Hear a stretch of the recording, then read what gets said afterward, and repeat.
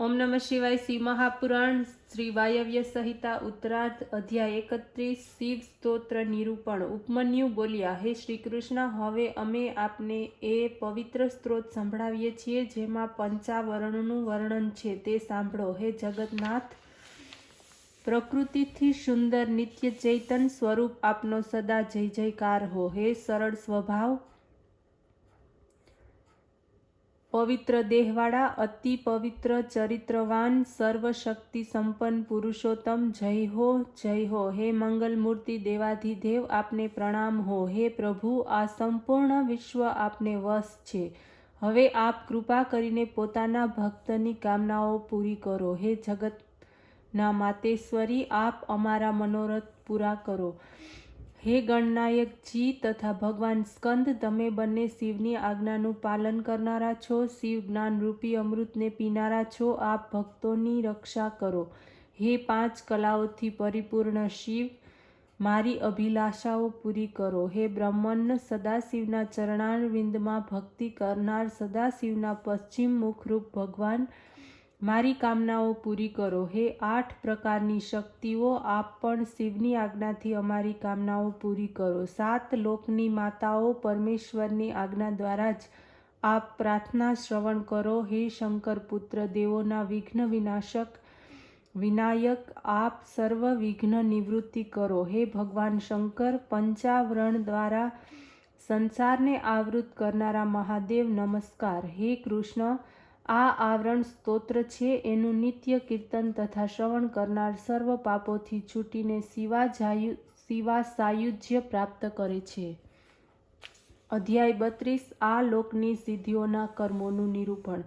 उपमन्यु बोल्या, हे श्री कृष्ण, हवे हूँ शिव भक्तोने माटे महान कर्मोनु निरूपण करूँ छूँ, जेमां पूजन, हवन, जप, दान, तप, ध्यान वगैरे में फल शीघ्र प्राप्त थाय छे। सर्वप्रथम जेना अर्थ जाणता होईए तेवा यंत्रो मंत्रो सिद्ध करवा। जो कर्म निष्फळ जाय तो देवनो अपराध जाणवो। सिद्धिने प्राप्ति माटे ब्रह्मचर्य पण आवश्यक छे। हविष्य, खीर, फळ वगैरे खाई लेवू, शरीर उपर भस्म लगाड़वी, पवित्र रहेवू। आ प्रमाणे पवित्र देशमां तथा स्थान जोईने शुभ दिवसे 1 हाथ जग्यामां गोबरथी लीपीने एना उपर कमळ बनाववू। 8 दळवाळा कमळ होवा जोईए। एक दळमां 8 अणिमा वगैरे सिद्धिओनी कल्पना करवी। एनामां सोनानुं, स्फटिकनुं, रत्ननुं शिवलिंग बनावी स्थापित करवू। ए पछी प्रथमना विधान द्वारा शिव पार्वतीनुं आह्वान करवू। एमां बीलीपत्रना हवन द्वारा विजयनी प्राप्ति थाय छे। शांति माटे खीर वगैरेनी आहुति उत्तम छे। विग्रहमां करेण आंकड़ानी समाधिओ होवी जोईए।